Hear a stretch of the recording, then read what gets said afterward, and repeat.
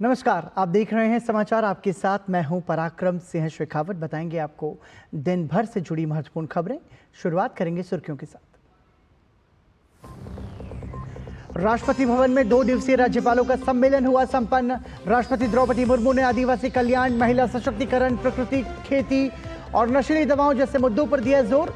राष्ट्रपति ने राज्यपालों के समूहों द्वारा किए गए कार्यों की सराहना की।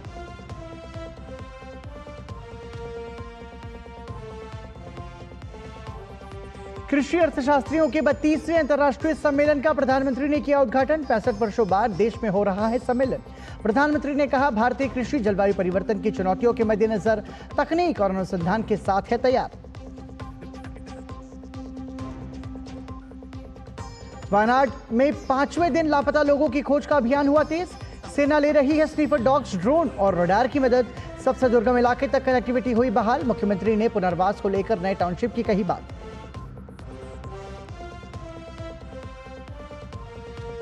हिमाचल रामपुर समेज में संभाली सेना ने राहत बचाव की कमान। बुधवार रात बादल फटने से समेज और बागी पुल के 36 लोग हैं लापता। नहीं मिला अभी तक कोई सुराग। उत्तराखंड के केदारनाथ में भी जारी है बचाव अभियान। 9000 से ज्यादा लोग सुरक्षित निकाले गए। महाराष्ट्र के पुणे, पालघर और सतारा जिले में रविवार के लिए रेड अलर्ट। मौसम विभाग के मुताबिक कम दबाव के चलते भारी बारिश की संभावना। एहतियात के तौर पर सेना की दक्षिणी कमान तैनात।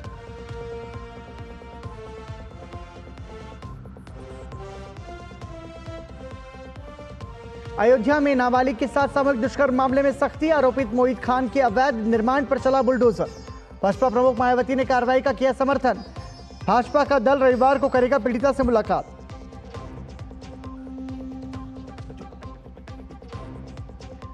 और दीपिका क्वार्टर फाइनल में हारी, खत्म हुई पदक की उम्मीद। मनु भाकर से फिसला ऐतिहासिक हैट्रिक वाला पदक। 25 मीटर एयर पिस्टल में पाया चौथा स्थान। रविवार को बैडमिंटन खिलाड़ी लक्ष्य सेन और भारतीय हॉकी टीम पर रहेगी नजर।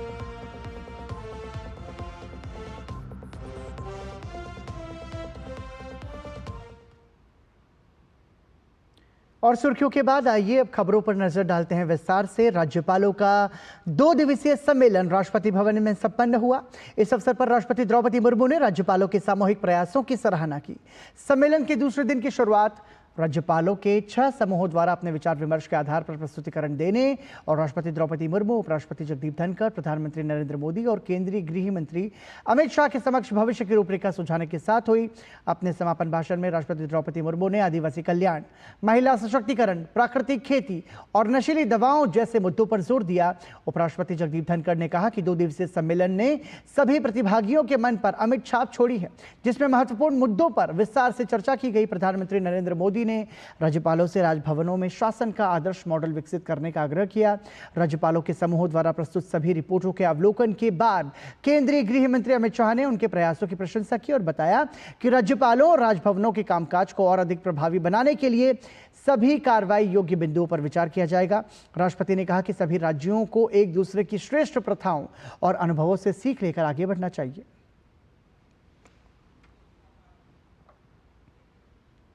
दिल्ली में 2 दिवसीय राज्यपाल सम्मेलन के बाद विभिन्न प्रदेशों के राज्यपालों ने प्रधानमंत्री नरेंद्र मोदी से मुलाकात की। छत्तीसगढ़ के राज्यपाल रमन जेका ने प्रधानमंत्री नरेंद्र मोदी से मुलाकात की।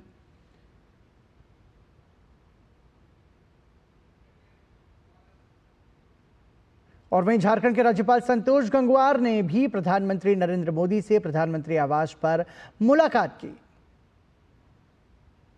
2 दिवसीय राज्यपाल सम्मेलन के बाद विभिन्न प्रदेशों के राज्यपालों ने प्रधानमंत्री नरेंद्र मोदी से मुलाकात की। इसी कड़ी में राजस्थान के राज्यपाल हरिभाऊ किशनराव बागड़े ने भी प्रधानमंत्री नरेंद्र मोदी से उनके आवास पर मुलाकात की।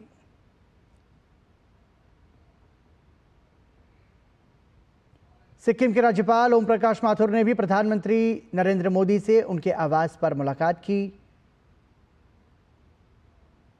और इसी कड़ी में तेलंगाना के राज्यपाल जिष्णुदेव वर्मा ने भी प्रधानमंत्री नरेंद्र मोदी से प्रधानमंत्री के आवास पर मुलाकात की और अपने राज्य से संबंधित विभिन्न मुद्दों पर बातचीत की।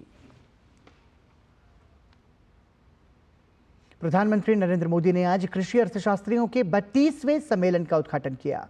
यह सम्मेलन भारत में 6 दशक बाद आयोजित किया गया।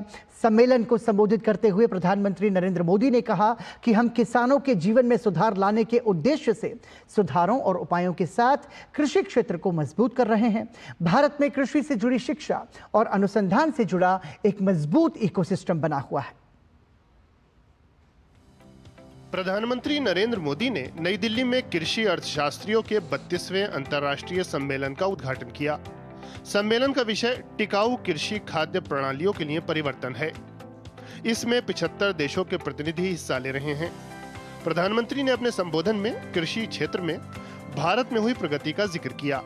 पीएम ने कहा कि जब पिछली बार कृषि अर्थशास्त्रियों का सम्मेलन भारत में हुआ था, तब का समय चुनौतियों से भरा था। आज भारत कृषि और खाद्य सुरक्षा के मामले में दुनिया को राह दिखा रहा है। आज भारत एक फूड सरप्लस देश है। आज भारत दूध, दाल और मसालों का सबसे बड़ा प्रोड्यूसर है। Bharat food grain, fruits, vegetable, cotton, sugar, T, framed fish, इनका दूसरा सबसे बड़ा प्रोड्यूसर है। प्रधानमंत्री ने भारतीय ज्ञान परंपरा में कृषि को लेकर रचे गए ग्रंथों का भी उल्लेख किया। पीएम ने कहा कि ये ग्रंथ दिखाते हैं कि भारतीय कृषि परंपरा में विज्ञान और तर्क को प्राथमिकता दी जाती रही है। प्रधानमंत्री ने कृषि को भारतीय अर्थव्यवस्था का केंद्र बताया। इस साल के बजट में भी बहुत बड़ा फोकस सस्टेनेबल फार्मिंग और क्लाइमेट रेजिलिएंट फार्मिंग पर है। हम अपने किसानों को सपोर्ट करने के लिए एक पूरा इकोसिस्टम डेवलप कर रहे हैं। भारत का बहुत जोर क्लाइमेट रेजिलिएंट क्रॉप से जुड़ी रिसर्च एंड डेवलपमेंट पर है। बीते 10 सालों में हमने करीब 1900 नई क्लाइमेट रेजिलिएंट वैरायटी अपने किसानों को दी है। पीएम ने कहा कि आज विश्व की सबसे ऊंची प्रतिमा एक किसान नेता सरदार पटेल की है। पीएम ने पिछले 1 दशक में कृषि एवं किसान कल्याण की दिशा में उठाए गए कदमों का भी उल्लेख किया। आज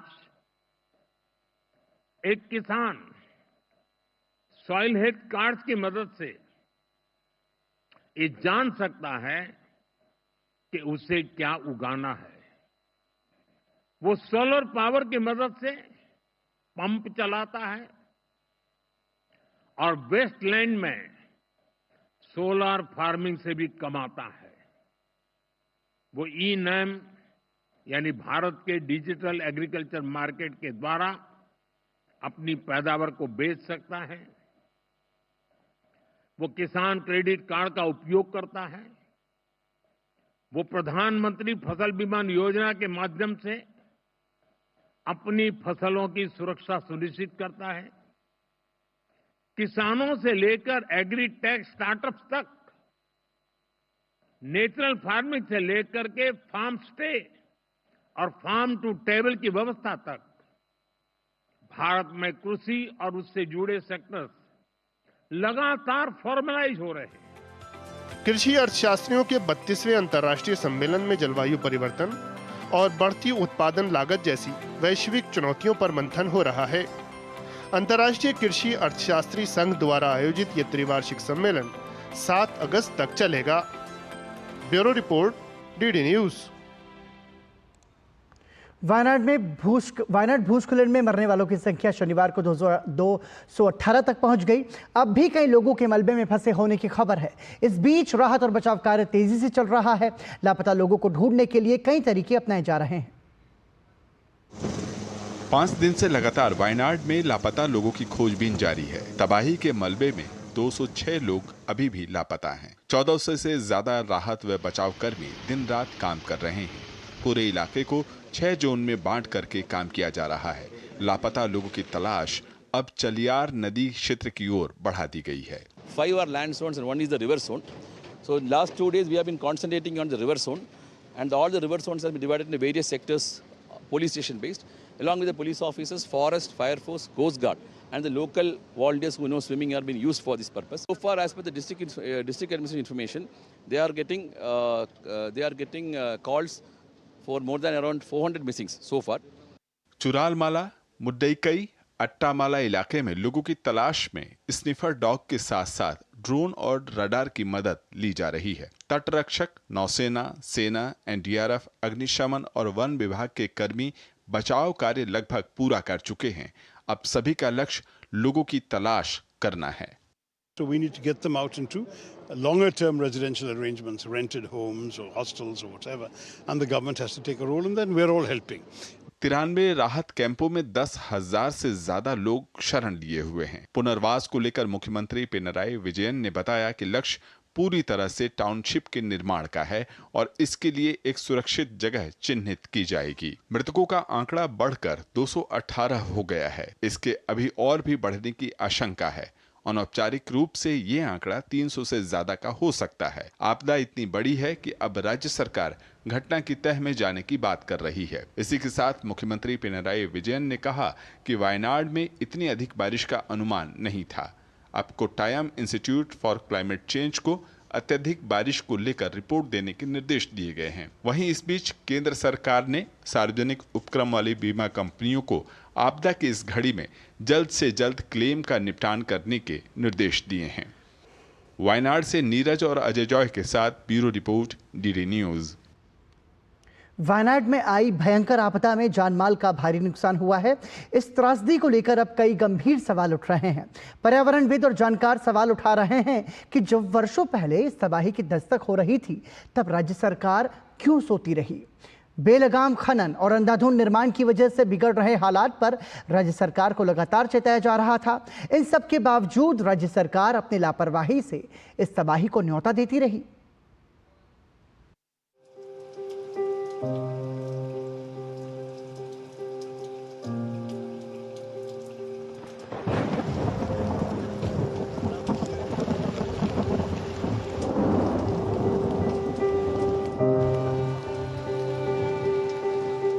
कभी जहां जिंदगी की चहल पहल गूंजा करती थी, आज वहां दूर तक तबाही का मलबा और मौत का सन्नाटा बिखरा पड़ा है।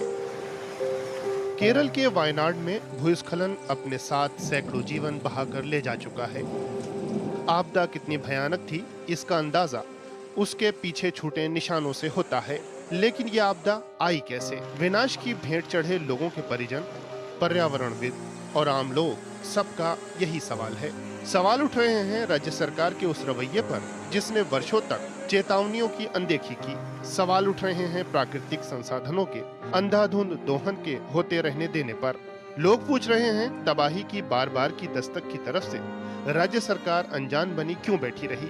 जिस क्षेत्र को लेकर वैज्ञानिक और पर्यावरणविद बार बार चेता रहे थे, वहां कदम उठाना तो दूर, बड़े पैमाने पर निर्माण कार्य होने दिए गए। वैज्ञानिक और पर्यावरणविद वर्षों से चेतावनी दे रहे थे कि वायनाड और आसपास के जिलों में जारी अंधाधुंध उत्खनन आपदाओं को बुलावा देने जैसा है। इसके बावजूद राज्य स्तरीय पर्यावरण प्रभाव आकलन प्राधिकरण इस ताबड़तोड़ उत्खनन को अनुमति देता रहा।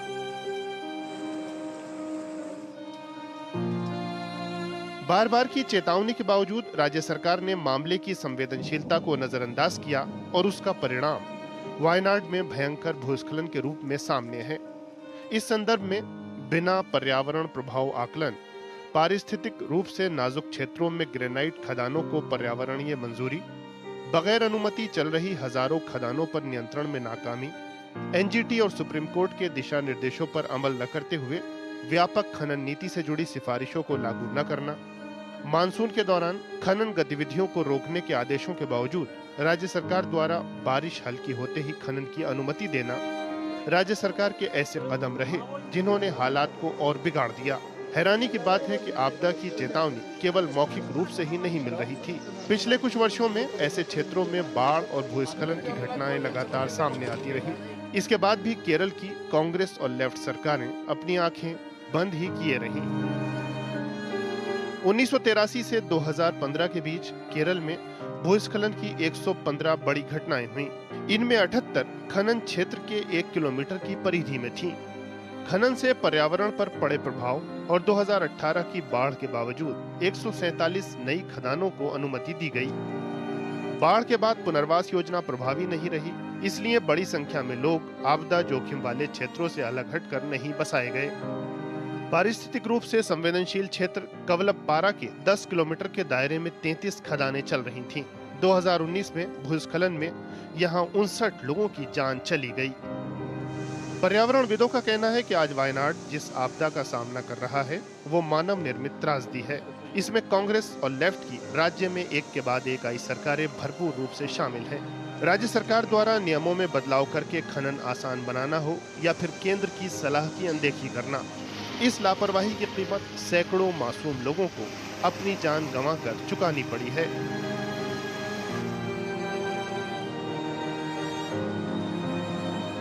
23 जुलाई को केरल सरकार को अर्ली वार्निंग भारत सरकार की ओर से दी गई थी। 23 जुलाई को 7 दिन पहले, फिर 24 को गई, फिर 25 को गई, 26 तारीख को मान्यवर ये कहा गया कि 20 सेंटीमीटर से ज्यादा वर्षा होगी, भारी वर्षा होगी, लैंडस्लाइड होने की संभावना है, मड भी रस होकर आ सकता है और लोग इसके अंदर दबकर मर भी सकते हैं। खनन के साथ साथ वायनाड में पर्यावरण संवेदनशील क्षेत्रों में बेहिसाब निर्माण कार्य भी हादसे की बड़ी वजह माना जा रहा है। हर वर्ष वायनाड में 12,000 से अधिक नई इमारतों का निर्माण हो रहा है। अकेले कलपट्टा ब्लॉक में 2021-22 में 3,662 नई इमारतों का निर्माण हुआ। निर्माण कार्य की रफ्तार का अंदाजा इस बात से लगाया जा सकता है कि 1950 के दशक में वायनाड का 85% हिस्सा वनों से ढका हुआ था। 2018 आते आते इस वन क्षेत्र का 62% हिस्सा गायब हो चुका है। वनों की इतनी भयंकर कटाई ने पूरे क्षेत्र में भूस्खलन और बाढ़ का भीषण संकट खड़ा कर दिया है। इसी की वानगी वायनाड में इस आपदा के दौरान देखी जा सकती है। सवाल केरल की सरकारों के साथ साथ कांग्रेस नेता राहुल गांधी पर भी उठ रहे हैं, जो पिछले 5 वर्ष वायनाड के सांसद रहे। वायनाड के लोग पूछ रहे हैं कि घटना के बाद वहां पहुंचे राहुल ने बीते 5 वर्ष क्या किया। लोगों का यह आक्रोश उनके खिलाफ नारेबाजी के रूप में भी सामने आया। वहीं केरल सरकार पर्यावरण की दृष्टि से संवेदनशील क्षेत्रों की रक्षा से जुड़ी नीति पर जन सुझाव मांग रही है। लोग पूछ रहे हैं कि इतनी भयंकर त्रासदी के बाद जागने का दिखावा करने वाली राज्य सरकार क्या इस तबाही का इंतजार कर रही थी। Bureau report, DD news.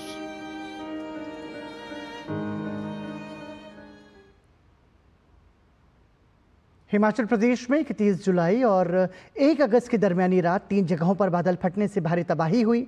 Kullu, Shimla और मंडी जिले में बादल फटने के बाद आई बाढ़ से अब तक कई लोगों की मौत हो गई है और 36 लोग लापता बताए जा रहे हैं। शिमला जिले के रामपुर का समेज गांव बाढ़ में सबसे ज्यादा प्रभावित हुआ। वहीं उत्तराखंड में भी कुदरत का कहर जारी है। हिमाचल प्रदेश और उत्तराखंड में कुदरत का कहर। आफत की बारिश से सहमा हिमाचल और उत्तराखंड। बादल फटने की घटनाओं में कई लोगों की मौत। बादल फटने और भूस्खलन से भयंकर तबाही। प्रभावित क्षेत्रों में बचाव अभियान तेज। हिमाचल प्रदेश के कुल्लू, मंडी और रामपुर में बादल फटने के बाद जबरदस्त तबाही हुई है। सैलाब में कुल्लू मनाली हाईवे बह गया है। मंडी से पंडोह के बीच में नेशनल हाईवे मलबा गिरने की वजह से बंद है। नेशनल हाईवे 5 मील, 6 मील और 9 मील पर बंद है। वहीं रामपुर के पास समेज गांव में बुधवार की रात बादल फटने की घटना में तबाही का मंजर चारों तरफ पसरा हुआ है। घटना के बाद 36 लोग लापता हैं, जिनका सुराग अभी तक नहीं मिला है। भारतीय सेना ने CISF, NDRF के साथ राहत और बचाव कार्य की कमान संभाल ली है। सेना के इंजीनियर टास्क फोर्स ने सड़क की मरम्मत करके उसे चालू कर दिया है। घटना स्थल पर सेना द्वारा एक चिकित्सा शिविर स्थापित किया गया है। करीब 80-90 नागरिकों को आवश्यक उपचार और प्राथमिक उपचार दिया गया है। एक 20 टन एक्सकवेटर हमने ऑलरेडी डिप्लॉय किया है। 5 और एक्सकवेटर्स यहाँ पे लेके आ रहे हैं और सिविल एडमिनिस्ट्रेशन और NDRF के साथ हम बहुत क्लोजली यहाँ काम कर रहे हैं, जिसमें कि सर्च ऑपरेशन में ज़्यादा से ज़्यादा बॉडीज़ को ढूंढने की कोशिश कर रहे हैं। हमने क्वाडकॉप्टर को भी यूज़ किया है इधर, और स्निफर डॉग्स भी हैं हमारे पास जो आर्मी के डॉग्स हैं।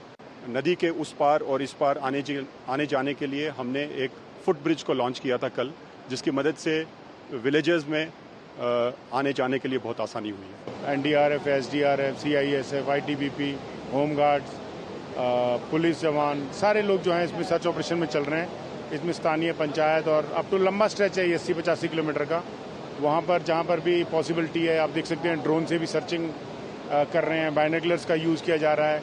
अभी आर्मी से रिक्वेस्ट करके एक जो रेडार है उसको भी मंगवाया गया है। स्निफर डॉग्स का भी प्रयोग आज किया जाएगा, तो और बाकी जगहों में कुछ हैवी मशीनरी को इम्प्लांट किया जाएगा।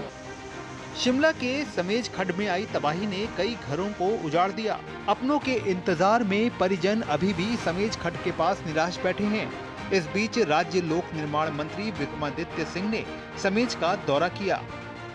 NDRF है, SDRF है, हमारी स्टेट पुलिस है, हमारे जो है होम गार्ड के जवान है, सब मिलकर इसमें रिलीफ वर्क कर रहे हैं। मुख्यमंत्री जी ने गृह मंत्री श्री अमित शाह जी से भी इस विषय में बात करी है और हमें पूरा विश्वास है कि केंद्र सरकार से भी इसमें सहयोग मिलना चाहिए। करीबन 50 लोगों की मृत्यु, दुखद मृत्यु इस पूरे इलाके में केवल इसी साइट पर नहीं मगर जो और साइट्स भी है वहाँ पर हुई है। मगर जैसे जैसे रेस्क्यू ऑपरेशंस बढ़ेगा, जैसे जैसे बॉडीज रिट्रीव होगी, उसके बाद ही अधिकारी इसकी पुष्टि, ऑफिशियल पुष्टि जो है वो कर पाएंगे। उत्तराखंड, केदारनाथ और आसपास के इलाकों में फंसे तीर्थयात्रियों को बचाने के लिए रुद्रप्रयाग में NDRF और SDRF का संयुक्त राहत और बचाव अभियान जारी है। सोनप्रयाग में अभी स्थिति सामान्य है, हालांकि 8 से 9 जगहों पर भूस्खलन हुआ है। मुनकटिया से सोनप्रयाग के बीच पहाड़ी मार्ग से आज SDRF टीम द्वारा 300 लोगों को रास्ता पार कराया जा चुका है। केदारनाथ धाम में फंसे श्रद्धालुओं को रेस्क्यू करने के लिए भारतीय सेना के चिन्हुक और Mi-17 हेलीकॉप्टर की मदद ली गई है।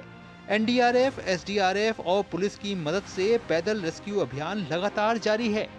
अभी भी करीब 500 से ज्यादा श्रद्धालुओं के फंसे होने की सूचना है और सभी लोग सुरक्षित बताए जा रहे हैं। अभी जो है आज की बात करें तो 450 के करीब लोगों को आज भी हमने निकाला और पिछले 2 दिन में 6000 से ज़्यादा लोगों को जो NDRF, SDRF और सिविल प्रशासन ने मिल करके जो है निकाला है हम लोगों ने। बहुत चैलेंजिंग है। देखिए रूट केवल एक ही है और वो भी जो है हाई एल्टीट्यूड एरिया है और आप देख रहे हैं बार बार डेब्रीज भी जो है बीच में गिरते जा रहा है, तो उसको देखते हुए लेकिन चूंकि NDRF और SDRF के जवान जो है रोप रेस्क्यू टेक्निक में जो है ये ट्रेंड है फुल्ली, तो उसके जरिए जो हम लोगों को आराम से निकालने की कोशिश कर रहे हैं। भाजपा नेता अनिल बलूनी ने केदारनाथ में भूस्खलन प्रभावित क्षेत्रों का दौरा किया और NDRF और SDRF अधिकारियों से बातचीत की। वर्षा और भूस्खलन के कारण केदारनाथ यात्रा अगले आदेश तक रोक दी गई है। रुद्रप्रयाग प्रशासन ने तीर्थयात्रियों से मलबे हटाए जाने और सड़क की मरम्मत किए जाने तक इंतजार करने का आह्वान किया है। वहीं मुख्यमंत्री पुष्कर सिंह धामी ने रुद्रप्रयाग के जिलाधिकारी और वरिष्ठ पुलिस अधीक्षक से बात कर आपदा संबंधित राहत एवं बचाव कार्यों की समीक्षा बैठक ली और आवश्यक दिशा निर्देश दिए। Bureau report, DD news. Maharashtra में पुणे, पालघर और सतारा जिले के लिए मौसम विभाग ने रविवार को रेड अलर्ट जारी किया है। वहीं ठाणे, मुंबई, नासिक, रायगढ़, रत्नागिरी और सिंधुदुर्ग के लिए ऑरेंज अलर्ट जारी किए गए हैं। मौसम विभाग द्वारा जारी किए गए बुलेटिन के अनुसार पालघर, पुणे और सतारा में अत्यधिक बारिश होने की वजह की संभावना है। गौरतलब है कि पश्चिमी महाराष्ट्र में पिछले कुछ दिनों से रुक रुक कर मूसलाधार बारिश हो रही है, जिसका असर जनजीवन पर व्यापक रूप से पड़ रहा है। एहतियात के तौर पर जहां भारतीय सेना की दक्षिणी कमान ने कई जगहों पर मोर्चा संभाला हुआ है, तो वहीं NDRF और अन्य एजेंसियां भी किसी भी स्थिति से निपटने के लिए पूरी तैयारी के साथ अलग अलग जगहों पर कैंप कर रही है।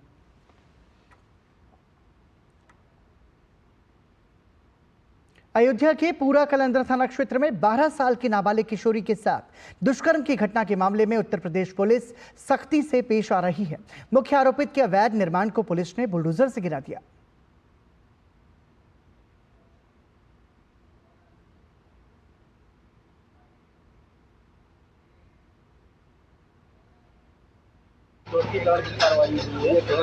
ये जो आरोपी व्यक्ति हैं उनके द्वारा सार्वजनिक तालाब और सार्वजनिक रास्ते को अतिक्रमित करके एक बेकरी बनाई गई है।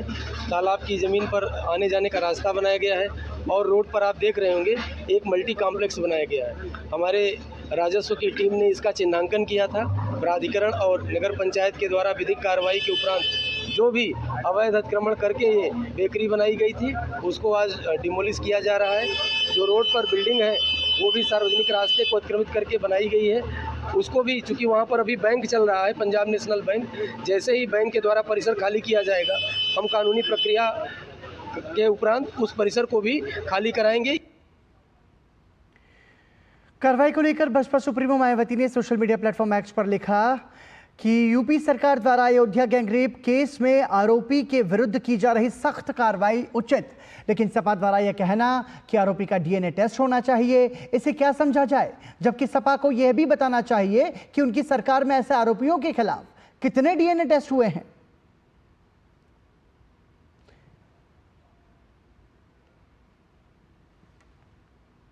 मुख्य आरोपित मोहित खान अयोध्या सपा सांसद अवधेश प्रसाद पासी का करीबी है।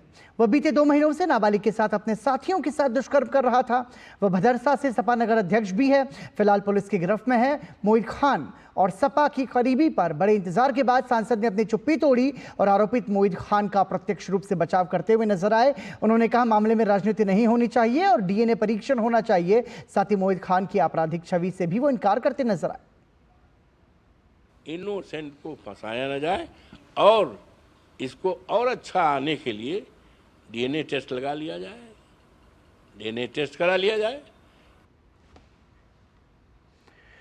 और वहीं अवधेश प्रसाद पासी के बयान का जवाब दिया उत्तर प्रदेश सरकार के कैबिनेट मंत्री संजय निषाद ने। उन्होंने अयोध्या में पीड़ित के घर पहुंचकर मुलाकात की। साथ ही स्पष्ट किया कि अपराधी कोई भी हो उस पर एक्शन होगा। आरोपी को फांसी मिलने तक न्याय की लड़ाई जारी रहेगी। महिला हमारे यहाँ पूजनीय है, उसके साथ अत्याचार हो और पीडीए का नारा देने वाले और अयोध्या में जीत का पीठ थपथपाने वाले, लगता है कि इन अपराधियों के सहारे उनकी जीत हुई है। अपराधियों को बचाने के लिए आज सपा और कांग्रेस जो पीडीए का नारा देने वाली है उनका मुंह नहीं खुल रहा है। अपराधी को बचा रहे हैं, न पार्टी से निकाल रहे हैं, न तो उसके खिलाफ कोई बयान दे रहे हैं। रविवार को भाजपा का एक प्रतिनिधिमंडल अयोध्या जाएगा। राज्यसभा सांसद बाबूराव निषाद और नरेंद्र कश्यप दोपहर अयोध्या पहुंचकर सामूहिक दुष्कर्म पीड़िता और उसके परिजनों से मुलाकात करेंगे। प्रतिनिधिमंडल एक रिपोर्ट तैयार करेगा। बाबूराव निषाद ने डीएनए टेस्ट की मांग पर सपा को धिक्कारा। अखिलेश यादव जी मैं पूछना चाहता हूं कि अखिलेश जी वो समाजवादी पार्टी का नगर अध्यक्ष है और कई महीने तक लड़की को घर में वीडियो बनाकर आपका उसका नौकर और वो स्वयं उसके साथ अत्याचार करता रहा। तमाम तरीके के साक्ष्य आ चुके हैं, उसकी गिरफ्तारी भी हो चुकी है और ज़्यादातर पूरा समाज कह रहा है कि गलत हुआ है, लेकिन फिर भी आप कह रहे हैं कि डीएनए जांच होनी चाहिए। शर्म करनी चाहिए अखिलेश यादव। उत्तर प्रदेश के जनपद मुरादाबाद कुंदरकी थाना क्षेत्र से एक चौंकाने वाला मामला सामने आया है। यहां मस्जिद के इमाम ने एक मुस्लिम किसान की मौत पर उसको भाजपा समर्थक बताकर जनाजे की नमाज पढ़ने से इनकार कर दिया। मृतक की 23 जुलाई को हार्ट अटैक से मौत हो गई थी। मृतक के बेटे दिलनवाज खान ने बताया कि इमाम ने जनाजे की नमाज पढ़ने से मना किया। उन्होंने कहा कि तुम लोग भाजपा की तारीफ करते हो इसलिए नमाज नहीं पढ़ी जा सकती। शिकायत के बाद इमाम सहित 5 पर मुकदमा दर्ज कर कार्रवाई की जा रही है। वहीं आरोपी इमाम का कहना है कि यह राजनीतिक साजिश है। मृतक हमारे पैगंबर रसूल को बुरा कहा करते थे इसलिए हम उनके जनाजे में शामिल नहीं हुए थे। कुंदरकी थाने में एक प्रार्थना पत्र प्राप्त हुआ। प्रार्थी थे दिलनवाज खान पुत्र अलीदाद खान। इनका ये कहना था कि उनकी पिता की मृत्यु हो गई थी तो वह अपने पिता के जनाजे की नमाज़ पढ़ाने के लिए मौलवी साहब के पास गए तो मौलवी साहब ने नमाज़ पढ़ाने के लिए मना कर दिया और उनकी कमेटी के कुछ 2-3 लोग थे, उन्होंने उनको जान से मारने की धमकी दी। प्रार्थना पत्र प्राप्त होने पर मुकदमा पंजीकृत कर लिया गया है। केंद्रीय मंत्री नितिन गडकरी ने देशवासियों से हर घर तिरंगा अभियान से जुड़ने और सेल्फी शेयर करने की अपील की है।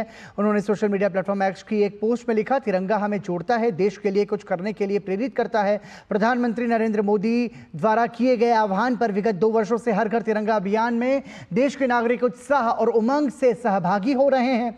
यह अभियान देश की आज़ादी के लिए दिए गए असंख्य बलिदानों को सच्ची श्रद्धांजलि है। देश के स्वतंत्रता सेनानियों की शौर्य गाथाओं का स्मरण करते हुए इस वर्ष भी मोदी 9 से 15 अगस्त तक प्रधानमंत्री कहे हर घर तिरंगा अभियान का हिस्सा बने और तिरंगे के साथ अपनी सेल्फी हरघरतिरंगा.com पर जरूर अपलोड करें।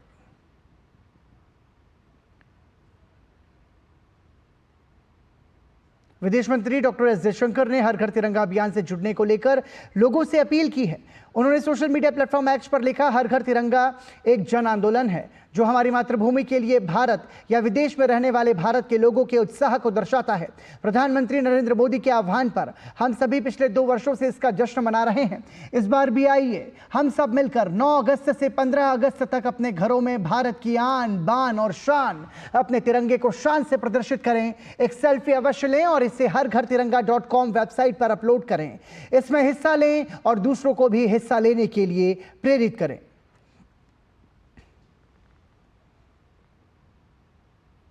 उत्तर प्रदेश के मुख्यमंत्री योगी आदित्यनाथ ने गोरखपुर में बीआरडी मेडिकल कॉलेज के लिए 55.43 करोड़ रुपयों की 14 विकास परियोजनाओं का उद्घाटन और लोकार्पण किया। इस दौरान मुख्यमंत्री योगी आदित्यनाथ ने एमबीबीएस और पैरामेडिकल छात्र छात्राओं के बीच टैबलेट भी वितरण किए। इस अवसर पर मुख्यमंत्री योगी आदित्यनाथ ने कहा कि आपको सुनवाते हैं। मुझे याद है जब मैं इस मेडिकल कॉलेज में पहली बार आया था देखने के लिए, मुझे यहीं से एक छात्र ने फोन करके अवगत कराया था कि बड़ी मात्रा में पेशेंट भर्ती हैं, कोई सुविधा नहीं है। बीआरडी मेडिकल कॉलेज का ये सीजन तो पूर्वी उत्तर प्रदेश के लोगों के लिए एक अभिशाप बनकर के आता था। आज मैं यहां पे इंसेफ्लाइटिस वार्ड को देख रहा था, कितना नीट एंड क्लीन था। आज मैं यहां देख रहा था, सुविधाएं देख रहा था, मैं मरीज और मरीज के परिजन के चेहरे को देख रहा था। मैं स्कूली बस्ते का बोझ कम करने के बाद शिक्षा मंत्रालय ने बच्चों को बगैर बस्ते के साल में 10 दिन स्कूल आने की पहल की है। मंत्रालय ने इसको लेकर दिशा निर्देश भी जारी किए हैं, जिसमें कक्षा 6 से कक्षा 8 तक पढ़ने वाले बच्चों को बैगलेस दिवस के दौरान उनके व्यक्तित्व और कौशल विकास से जुड़ी गतिविधियों से जोड़ा जाएगा। इस पहल का उद्देश्य बच्चों को पढ़ाई के बोझ से राहत देना और उन्हें अलग अलग जीवन कौशल से अवगत कराना है। योगाभ्यास कर रहे ये छात्र हैं दिल्ली के गोल मार्केट स्थित पीएम श्री केंद्रीय विद्यालय के। शिक्षा मंत्रालय ने हाल ही में कक्षा 6 से कक्षा 8 के बच्चों के लिए बैगलेस दिवस से संबंधित दिशा निर्देश जारी किए हैं, जिसके तहत छात्र योग के अलावा व्यक्तिगत विकास की अन्य गतिविधियों में हिस्सा ले रहे हैं। राष्ट्रीय शिक्षा नीति 2020 की सिफारिशों के आधार पर शिक्षा मंत्रालय ने स्कूलों के लिए ये गाइडलाइंस जारी किए हैं, जिसका मकसद छात्रों पर कॉपी किताब का बोझ कम कर आनंदपूर्ण, व्यावहारिक और तनाव रहित पठन पाठन का माहौल तैयार करना है। इसके मुताबिक 6ठी से 8वीं कक्षा के छात्रों को 10 दिन बिना बैग के स्कूल जाना होगा, जिस दौरान वे व्यक्तिगत और कौशल विकास से जुड़ी विभिन्न रचनात्मक गतिविधियों में हिस्सा लेंगे। Idea behind this concept is to reduce the boundaries between the bookish knowledge and application of the knowledge. So it will also lead to exposure of children to different multi-skill activities like carpentry, games, music, dance, art and craft, different hobbies. किताबों से निकल बच्चों को जीने का ढंग सिखाना है, कुदरत के रंग से इन्हें अपना इंद्रधनुष बनाना है, फूलों की डाली कलम हो, तख्ती धरती माता हो, विशाल अंबर में राज छुपे हैं, ये इन्हें समझाना है। छात्रों को अलग अलग जीवन कौशल यानी लाइफ स्किल्स से अवगत कराने के मकसद से एनसीईआरटी ने 10 दिनों के बैगलेस पीरियड से जुड़े दिशा निर्देश जारी किए हैं। इन दिनों में शिक्षक छात्रों के लिए विभिन्न इंडोर और आउटडोर गतिविधियां आयोजित करेंगे। इनमें pottery making, carpentry, toy making, sandwich making, music, dance, बागवानी, योग और खेलकूद से जुड़ी गतिविधियां शामिल हैं। आजकल जो हो रहा है कि बच्चे पढ़ रहे हैं लेकिन स्किल डेवलप नहीं हो पा रही उनकी, तो इन बैगलेस एक्टिविटी के द्वारा बच्चों की स्किल डेवलप होंगी, इसका ये फ़ायदा है। Cooking without fire was one of the important events in the occasion bagless days. which encourages students to explore the culinary dishes and also make them without using fire. It fostering creativity and teamwork. कुछ लोग ज़्यादा पढ़ाई को लेके stress feel करते हैं, तो इसमें जैसे प्राणायाम बहुत हैं और इसमें मेडिटेशन भी बहुत है और इससे हमारी लाइफ को एक तरह से एक और हॉबी मिल सकती है। ये एक्चुअली हमारे प्रेशर को कम करता है और स्ट्रेस कम करता है। इससे हमारी पढ़ाई में भी फ़ायदा होता है। जितना अच्छा माइंड रहेगा उतना आप अच्छा पढ़ोगे, तो वैसे ही होता है। और फिर आप दूसरे चीज़ों में भी पार्टिसिपेट करते हो, आपका स्किल डेवलपमेंट होता है। राष्ट्रीय शिक्षा नीति की सिफारिशों के मुताबिक 6ठी से 8वीं कक्षा के छात्र 10 दिनों के बैगलेस पीरियड के दौरान स्थानीय पेशेवरों मसलन माली, बढ़ई और कुम्हार आदि के साथ प्रशिक्षण भी लेंगे।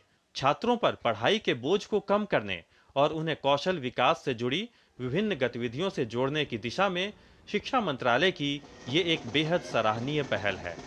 Nishant Saurabh, DD news, Delhi.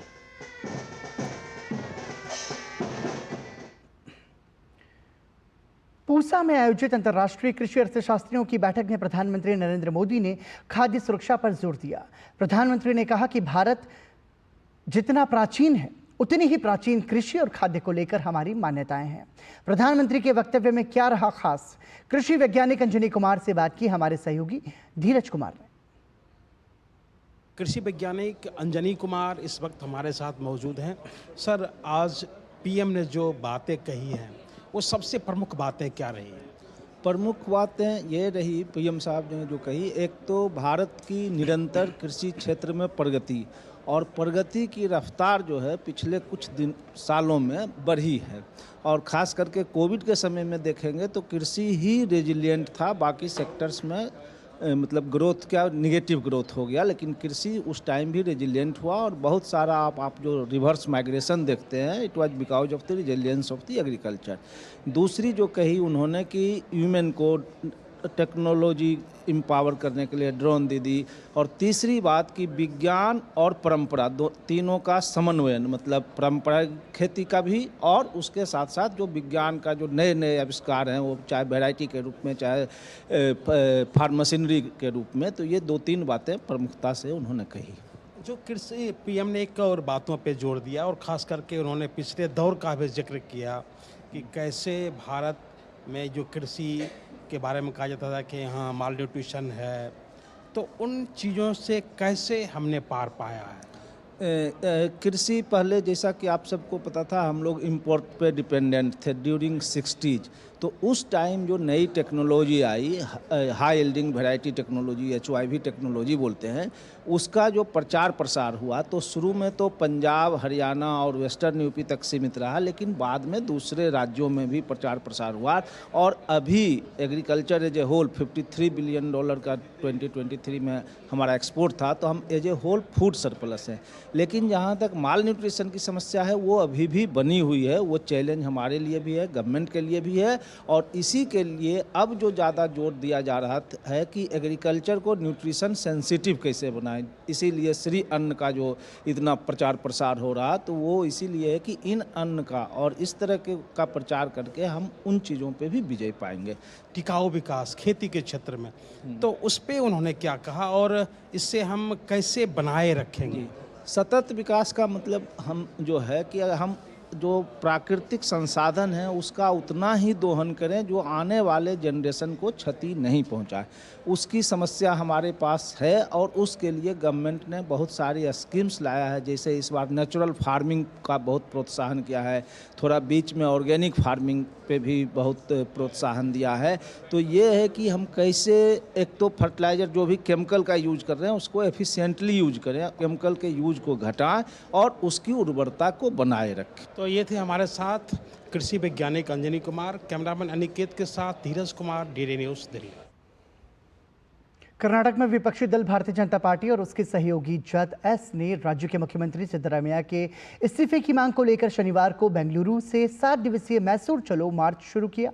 भाजपा और जनता दल सेक्युलर ने सिद्धरामैया और मैसूर शहरी विकास प्राधिकरण में अवैध साइट आवंटन घोटाले में संलिप्तता का आरोप लगाया है।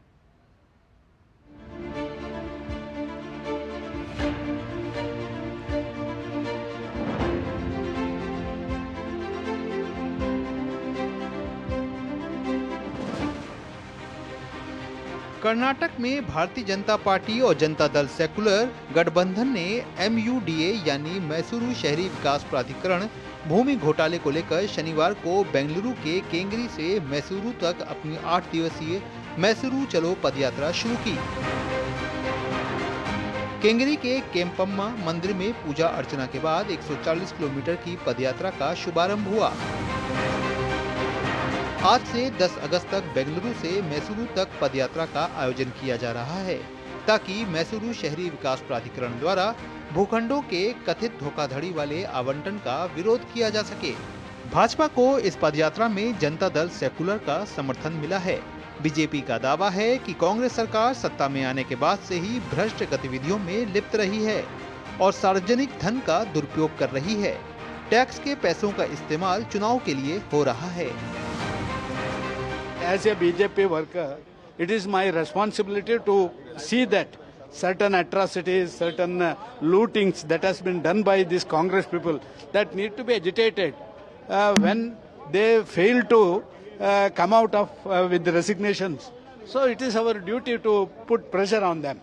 He should step down from the CM's post. Mysuru शहरी विकास प्राधिकरण भूमि घोटाले का मामला CBI को सौंपने की भी मांग की गई है।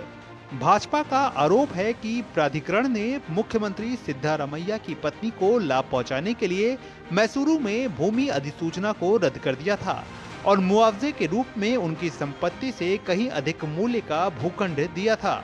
इस पदयात्रा में विधानसभा और विधान परिषद के सदस्यों के साथ ही राज्य के सभी जिलों के नेता और पदाधिकारी शामिल हो रहे हैं। पदयात्रा का समापन समारोह 10 अगस्त को सुबह 10:30 बजे मैसूरू में होगा। Bureau report, DD news.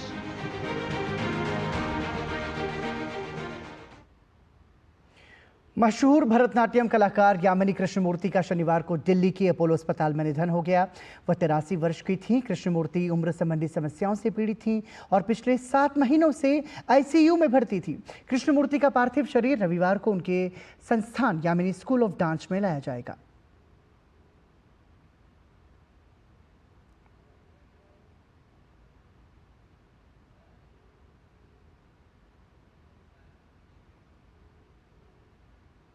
Bharatanatyam कलाकार यामिनी कृष्णमूर्ति का दिल्ली के अपोलो अस्पताल में 83 वर्ष की आयु में निधन हो गया था और इसी दौरान उन्होंने अंतिम सांस ली। कृष्णमूर्ति उम्र संबंधी समस्याओं से पीड़ित थी। कृष्णमूर्ति पिछले 7 महीनों से ICU में भर्ती थी। और वहीं कैबिनेट से हाई स्पीड कॉरिडोर बनाने की मंजूरी मिलने से छत्तीसगढ़ वासियों में खुशी की लहर है। छत्तीसगढ़ के कांकेर जिले के निवासियों ने इस फैसले का स्वागत कर अभिनंदन किया। लोगों ने बताया कि इस हाई स्पीड कॉरिडोर के बनने से लोगों को बड़ी राहत मिलेगी। लोगों का समय और पैसा दोनों की ही बचत होगी। लोग एक राज्य से दूसरे राज्य बड़ी आसानी से पहुंच पाएंगे। नए कॉरिडोर की जो मंजूरी है उससे छत्तीसगढ़ को काफ़ी लाभ मिलेगा, इसमें कोई दो मत नहीं है। ये अच्छी पहल है सड़कों के संवर्धन के लिए।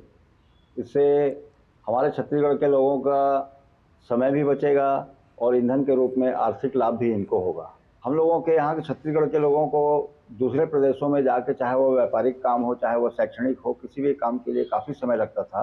उसका सबसे बड़ा लाभ छत्तीसगढ़ वासियों को मिलेगा इससे।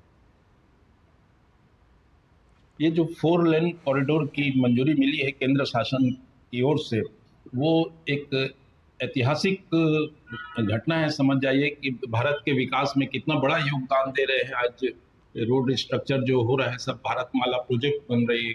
ये अभी एक कॉरिडोर जो पास हुआ है, इसके लिए सभी अपने मंत्री और प्रधानमंत्री सभी प्रशंसा के पात्र हैं कि वो भारत के विकास के लिए दिन रात एक किए हुए हैं। जो केंद्र सरकार ने जो मंजूरी दी है कॉरिडोर बनाने के लिए, उससे आने जाने के लिए बहुत सुविधा होगी और वहाँ जाने के लिए पेट्रोल भी बचेंगे और बहुत आसानी होगी। और मिसे के कॉरिडोर बनने पर मैं बहुत बहुत धन्यवाद देता हूँ केंद्र सरकार को। तमिलनाडु में द्रविड़ मुनेत्र कड़गम डीएमके के एक मंत्री द्वारा भगवान राम को लेकर दिए गए बयान के बाद से विवाद खड़ा हो गया है। यह विवाद उस समय पैदा हुआ जब तमिलनाडु के परिवहन मंत्री एस शिवशंकर ने अपने बयान में भगवान राम के अस्तित्व और उनकी मौजूदगी का कोई सबूत नहीं होने को लेकर सवाल उठाए।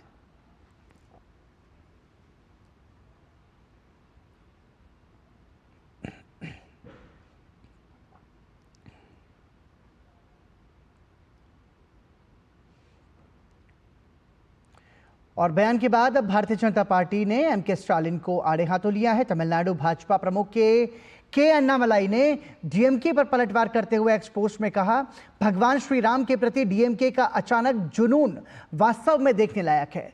किसने सोचा होगा, पिछले हफ्ते ही डीएमके के कानून मंत्री थिरू रघुपति ने घोषणा की थी कि भगवान श्री राम सामाजिक न्याय के परम समर्थक, धर्मनिरपेक्षता के प्रणेता और सभी के लिए समानता की घोषणा करने वाले थे।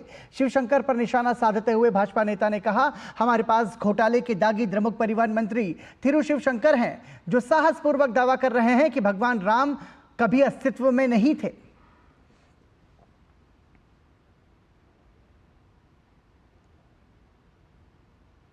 भाजपा ने निशाना साधते हुए कहा कि पूरे इंडी गठबंधन का एक ही नारा है, हिंदुओं को दो गाली, मिलेगी वोट बैंक की ताली।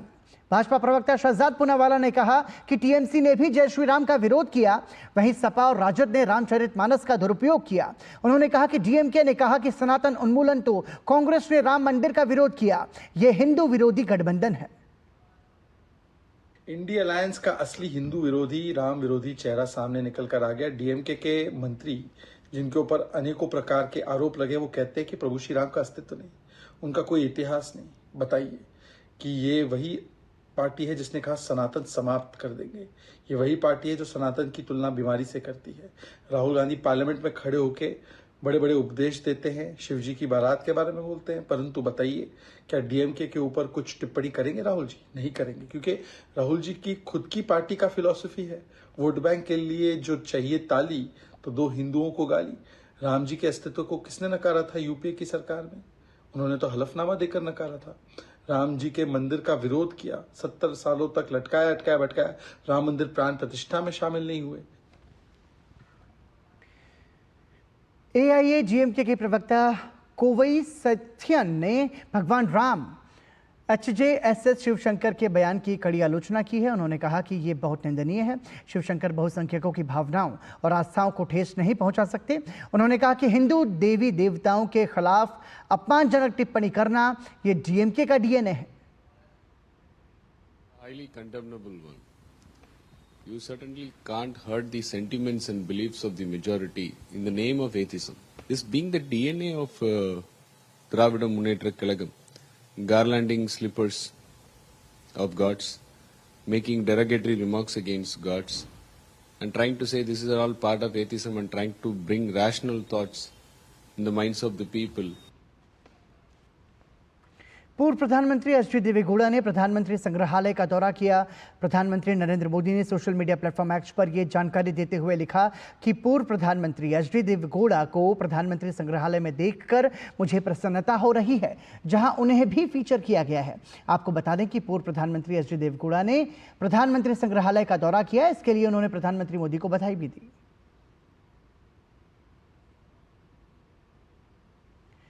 शनिवार को दिन असम के लिए ऐतिहासिक रहा। मतलब शनिवार का दिन असम के लिए बहुत खास रहा है। दरअसल असम के मुख्यमंत्री हिमंत बिस्वा शर्मा और टाटा सन्स लिमिटेड के चेयरमैन एन चंद्रशेखरन ने शनिवार को मोरीगांव जिले के जागीरोड में 27,000 करोड़ रुपए की सेमीकंडक्टर निर्माण और परीक्षण संयंत्र का भूमि पूजन किया। जागीरोड में टाटा सेमीकंडक्टर संयंत्र भारत का पहला स्वदेशी सेमीकंडक्टर निर्माण और परीक्षण संयंत्र है। इस अवसर पर असम के मुख्यमंत्री डॉक्टर हिमंत बिस्वा शर्मा ने कहा कि यह प्रधानमंत्री नरेंद्र मोदी की ओर से असम को एक उपहार है, जिसे राज्य के लोग हमेशा कृतज्ञता के साथ याद रखेंगे। Tata Groups is going to set up the semiconductor industry in Jagirod. As per the group assessment, this industry will be completed within 18 months. Today, Tata Group Chairman, Managing Director, Sri Chandrasekharan ji has done the Bhumi Pujan, and at least within 18 months from today, this production unit will become effective. It will come into operation. On behalf of the people of Assam, I would like to thank Prime Minister Narendra Modi, Shri Ashwini Vaishnav, Minister for Railway. भारतीय अंतरिक्ष अनुसंधान संगठन के chairman S Somnath ने भारत के महत्वाकांक्षी Chandrayaan 4 mission को लेकर बड़ी बात बताई है। उन्होंने शनिवार को एक सोशल मीडिया साइट पर प्रश्नोत्तर सत्र में भारत के पहले मानव अंतरिक्ष मिशन यानी गगनयान के तहत 4 एस्ट्रोनॉट्स को अंतरिक्ष में भेजने की योजना पर कहा कि इस अभियान से पहले चुने गए 4 गगन यात्रियों में से एक प्रमुख यात्री को अमेरिकी स्पेस एजेंसी नासा की मदद से इंटरनेशनल स्पेस सेंटर की उड़ान में भेजा जाएगा। The objective of this mission is not just the experiments alone. The process of going to International Space Station itself gives you so much of learning. One of our astronauts is going to be trained in the whole ground, the process of preparation of a Gaganyatri to go there, and that itself will tell us how you should prepare your Gaganyatris for Gaganyaan mission. Then coming to the specific experiments, we have already planned 5 different experiments. Some of them are originated in India, and we will be taking those experiments on board ISS. And some of the international experiments, we will be joint partners to participate in those experiments. The prime astronaut crew, which will go along with the mission, will be the mission pilot, which will give him an exposure on how to conduct the mission itself. आज 14वां भारतीय अंगदान दिवस है। राष्ट्रीय अंग और ऊतक प्रत्यारोपण संगठन ने दिल्ली में अंगदान जन जागरूकता अभियान के तहत कार्यक्रम का आयोजन किया। इसमें स्वास्थ्य एवं परिवार कल्याण राज्य मंत्री अनुप्रिया पटेल, स्वास्थ्य मंत्रालय के सचिव अपूर्व चंद्रा, नीति आयोग के सदस्य डॉक्टर वी.के. पॉल सहित तमाम डॉक्टर्स, सेना के अधिकारियों और अंगदान जागरूकता अभियान पर जुटे तमाम विशेषज्ञों ने हिस्सा लिया। 14वां भारतीय अंगदान दिवस यानी अंगदान के प्रति जनजागरण का दिन, अंगदान के महत्व को समझाने का दिन। राष्ट्रीय अंग एवं ऊतक प्रत्यारोपण संगठन ने इस अवसर पर नई दिल्ली के डॉक्टर अंबेडकर इंटरनेशनल सेंटर में कार्यक्रम का आयोजन किया। इस मौके पर स्वास्थ्य एवं परिवार कल्याण राज्य मंत्री अनुप्रिया पटेल ने नोटो के क्षेत्रीय इकाइयों, अस्पतालों और आर्म फोर्स को अंगदान और ट्रांसप्लांट करने में महत्वपूर्ण भूमिका निभाने के लिए सम्मानित किया। नोटो की ई-समाचार पत्रिका, वार्षिक रिपोर्ट और अंग परिवहन मानकों का अनावरण किया। इस मौके पर उन्होंने कहा कि अंगदान करने वाले सभी लोग समाज के लिए प्रेरणा हैं।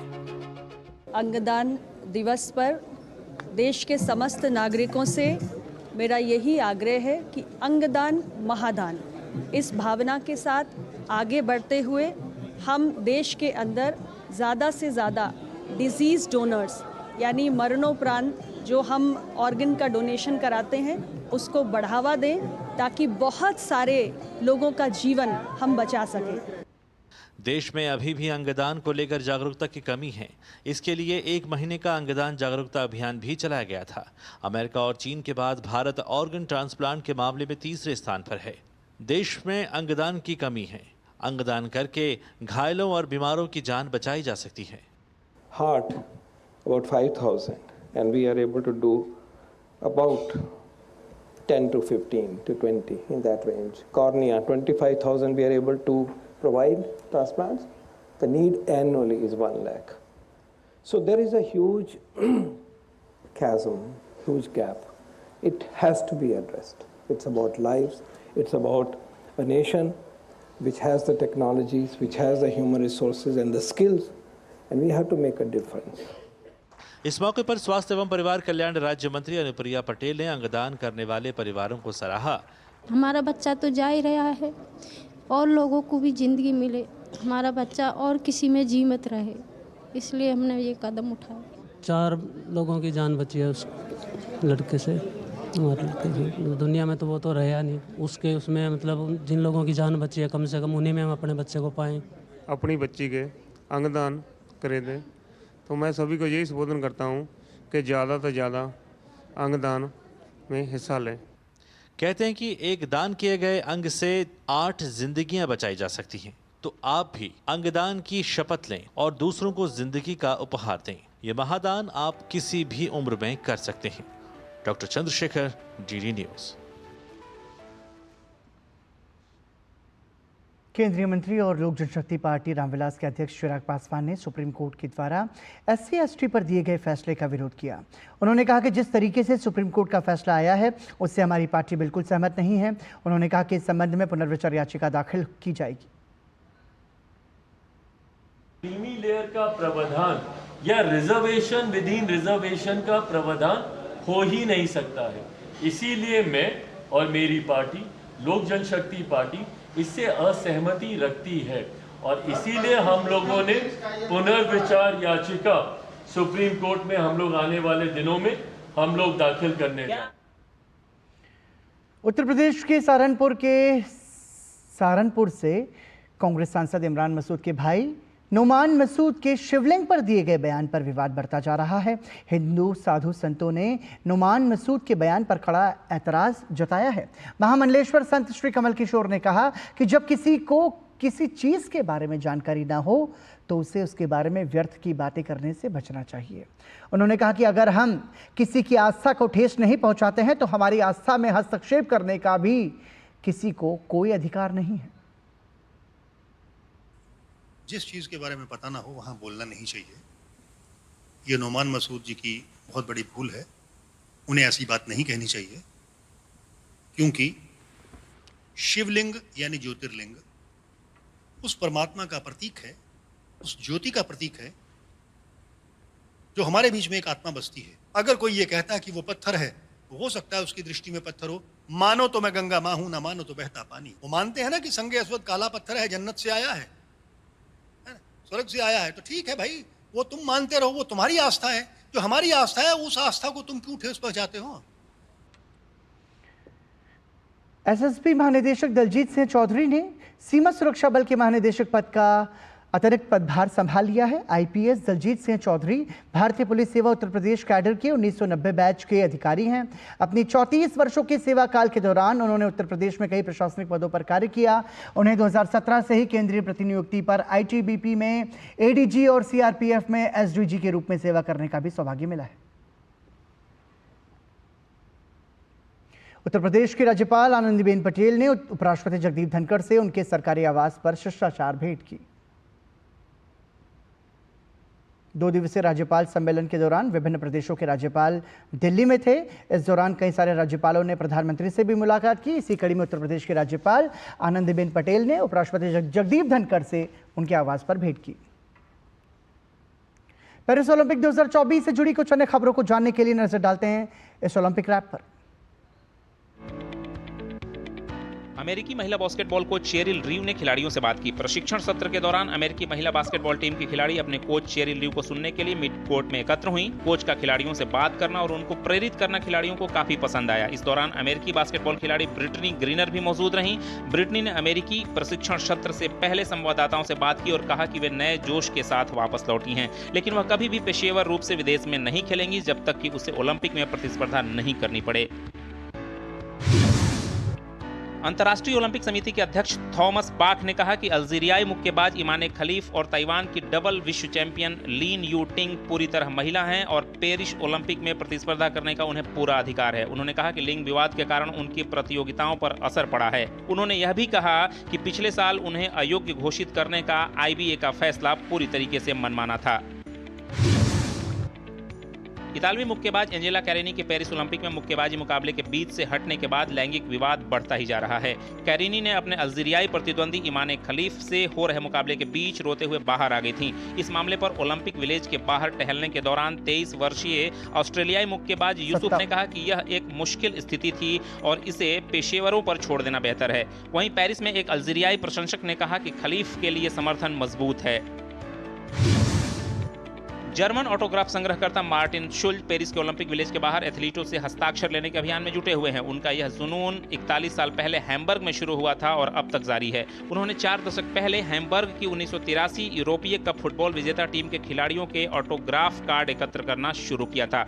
50 वर्षीय ट्राईएथलॉन कोच शुल्ज का कहना है कि उनके पास लगभग 80,000 ऑटोग्राफ से जुड़ी वस्तुएं और अन्य सामान है। उनके जुनून ने उन्हें हैम्बर्ग से लगभग 50 किलोमीटर दूर ल्यूनेबर्ग शहर में एक संग्रहालय खोलने के लिए प्रेरित किया, जहां उनके सभी बेशकीमती संपत्तियां प्रदर्शित हैं। फ्रांसीसी महिला स्कीफ तैराक सारा स्टेयर्ट और चार्लिन पिकॉन को एक रोमांटिक प्रस्ताव मिला जब वे ओलंपिक कांस्य पदक जीतकर तट पर लौटी। उनके संबंधित साथी एक घुटने पर बैठ गए और शादी का प्रस्ताव रखा। इस नज़ारे को कई लोगों ने देखा और इसे एंजॉय किया। स्टेयर्ट और पिकॉन दोनों ने कहा कि ओलंपिक नौकायन गांव के ठीक सामने अपने परिवार के साथ उन्होंने एक भावनात्मक दिन बिताया। समाचार में इतना ही। दीजिए अनुमति। नमस्कार, शुभ रात्रि।